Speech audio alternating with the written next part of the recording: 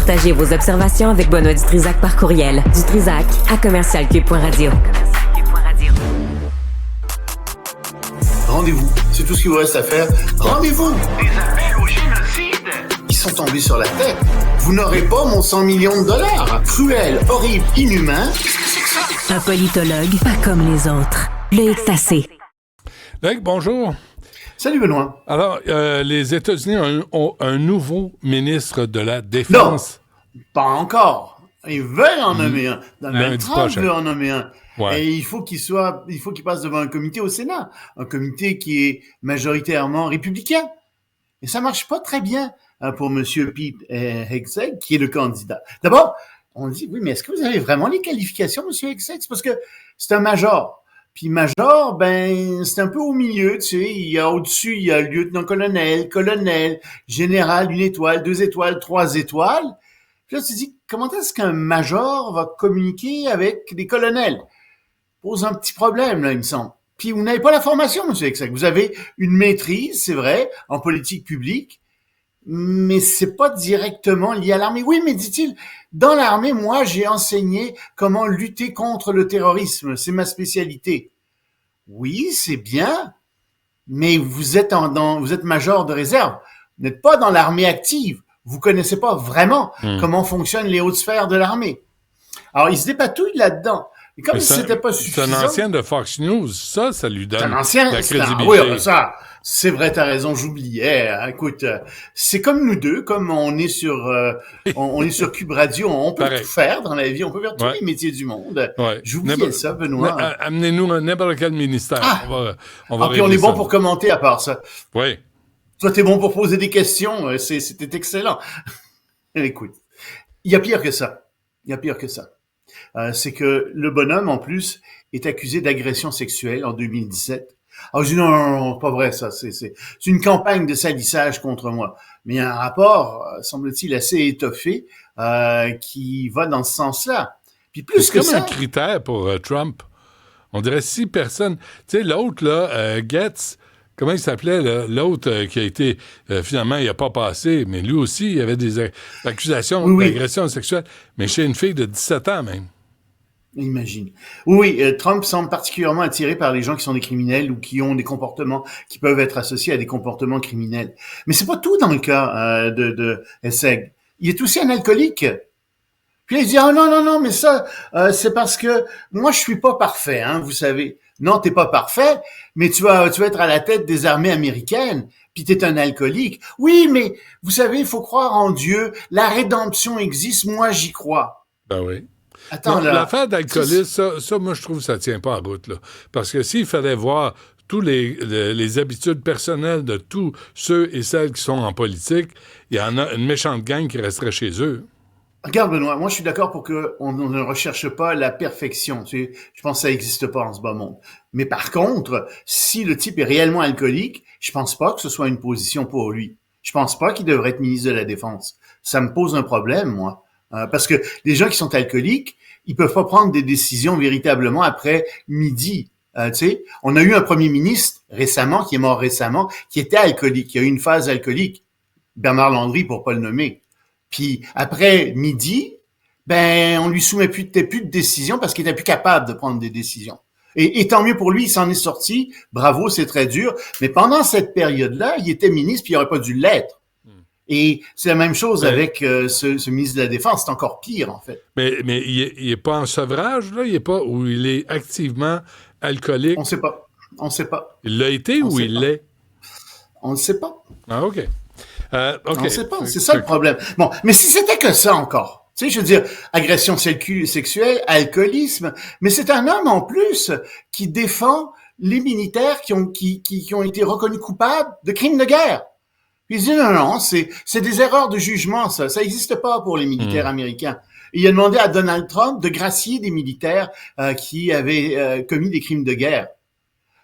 Moi, ça me pose un problème. Puis pire que ça pour Israël, alors là, il est pro-israélien, mais complètement, mur à mur, comme on l'a rarement vu. Lui, il est d'accord avec la destruction des mosquées, qui sont à l'esplanade des mosquées, tu sais, et la reconstruction du temple de Jérusalem. Ben, si tu veux une guerre dans la région, fais ça. Ça, c'est une excellente façon de faire. Et le bonhomme est comme ça, donc va dans ce sens-là. Alors, ça va être très intéressant à suivre. Je pense qu'en ce moment, les républicains au Sénat sont pas très chauds à l'idée de lui donner ce poste-là. Il y a trop de problèmes. Bon, et c'est le feu à Gaza, Ben, ça s'en on vient. parlait de Gaza. Oui, ben Biden l'a annoncé. Il est avec l'émir du Qatar qui préside à tout ça et il dit oui, ça s'en vient. On a un Le plan. Qatar. Il a annoncé. Ah oui, encore un plan évidemment. On a annoncé le plan. Et donc ce plan, ben, je t'en donne quelques éléments parce qu'on les connaît pas tous. Alors ça sera en trois phases. Ça durerait 42 jours. Puis dans la première phase, ben oui, le Hamas relâcherait 33 otages en échange. Ça dépend. Là, il y a des gens qui disent de centaines de prisonniers palestiniens. Il y en a qui disent non, ce serait 1000 prisonniers palestiniens. Puis il y aurait un retrait partiel d'Israël de certaines agglomérations dans Gaza. Ce serait la première phase. Puis si tout va bien, au 16e jour, on amorcerait une deuxième puis une troisième phase. Et donc d'autres otages seraient libérés, puis le cessez-le-feu serait prolongé. Moi, je souhaite que ça arrive. Tant mieux, parce que c'est une guerre horrible. Non, mais le Est-ce qu'il va y Hamas, avoir une attends, reconstruction? là, qu'est-ce Est-ce qu'il est Israël neutralisé? obtient? Ben c'est ça. Est-ce que le Hamas est vraiment neutralisé? Jusqu'à quel point? Puis Ouais. qu'est-ce qu'il va y avoir comme gouvernement à Gaza? Moi, c'est surtout ça que je veux savoir. Ouais. Quelle force policière? Quelle est la place du Hamas là-dedans? Puis ça, on ne sait pas. On ne sait pas du tout. Alors, il y a Trump, de toute façon, qui arrive au pouvoir. Trump qui est très pro-israélien. Et je te signale qu'en Israël, les gens qui sont à l'extrême droite, les nationalistes d'extrême droite, veulent absolument rien savoir du plan. Ils veulent occuper le territoire de Gaza, occuper la Cisjordanie, et Trump va pas mal dans ce sens-là, puis celui qui pourrait être nommé ministre de la Défense va aussi dans ce sens-là. Donc, on a plus l'impression que Joe Biden est en train de semer des bombes, des mines sur le terrain de Trump plus qu'autre chose. Je suis pas sûr, moi, que cet accord de cessez-le-feu se produise réellement. OK, avant qu'on se quitte, Loïc, les incendies de Los Angeles, il y a de la violence, là. On le reconnaît. Oui, ça redouble de violence d'abord les incendies, puis il y a bien entendu des problèmes aussi de gens qui volent les maisons, qui volent les magasins, dans les magasins, etc. Donc ça pose un problème. C'est pour ça qu'il y a un couvre-feu depuis plusieurs jours. Mais surtout, il y a une violence aussi qui commence à se déclencher contre les dirigeants démocrates, une violence verbale extrêmement forte, et les gens se cherchent un bouc émissaire. Et c'est facile, évidemment, avec Donald Trump qui leur casse du sucre sur le dos constamment, qui les critique constamment. Ben, c'est facile de désigner les dirigeants démocrates. Mais tu sais, dans ce cas-ci, je suis pas sûr que des dirigeants républicains auraient pas fait mieux. Je pense qu'ils auraient fait pareil. Donc, on cherche encore une fois un bouc émissaire. Mais excuse-moi, Loïc, là, c'est pas ça la question. La question, c'est qui était en poste de décision? Qui n'a pas su prévenir ce qui est arrivé? Qui a échappé le ballon? Et ça, c'est pas à comparer si un clown aurait fait mieux.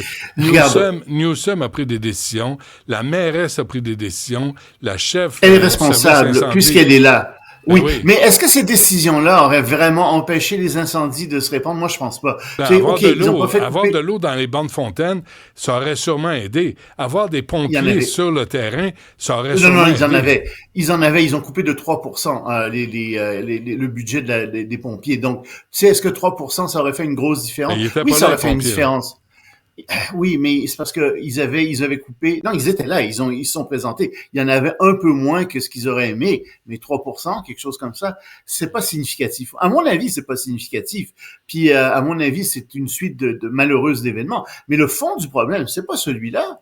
Le fond du problème, c'est que les Californiens ont voté des lois pour empêcher leur vie, leur comté, etc., de faire des déficits, puis ils veulent pas avoir d'augmentation d'impôts. Mais sans augmentation d'impôts, t'as pas non plus les infrastructures dont tu as besoin, surtout quand tu as des changements climatiques. Il y a ça aussi qui est le fond du problème, je pense. Et ça, il y a personne qui en parle trop de ça, parce qu'en fait, les deux partis sont responsables de ça. C'est une idéologie très néolibérale, de part et d'autre, qui consiste à dire, ah non, on coupe les impôts, on veut pas augmenter les impôts, on met ça dans la loi que les impôts augmenteront pas. Ben oui, mais des fois, il faut augmenter les impôts pour construire des infrastructures. Puis c'est la même chose à Montréal. Remarque qu'à Montréal, je pense pas que ce soit l'équipe de la mairesse Plante qui soit capable de faire ça, mais oui, on va être obligé de faire face à des changements climatiques dans les décennies qui viennent. Et oui, ça va probablement prendre de nouvelles infrastructures. Et donc, oui, pour ça, il va falloir augmenter malheureusement les taxes de la ville. Mais en ce moment, on fait des pistes cyclables. Elle a fait des parcs éponges, des trottoirs éponges. Ben oui, c'est bien. Des alcooliques éponges. C'est à croire que Bob l'éponge est devenu vice-maire, tu sais, à Montréal. Non, mais c'est complètement ridicule. Comme, tu sais, je veux dire. C'est symbolique, c'est bien. T'as une bonne idée. Pas grand-chose. Si on se présente à la mairie de Montréal, on va y aller déguisé en Bob l'éponge. Ah, voilà. Ça va être une bonne idée. Merci. Ça pourrait être. Salut, Benoît. Ce serait étonnant de voir le nombre de votes qu'il va obtenir. Merci, Bob l'éponge, oui. Salut, demain. Benoît.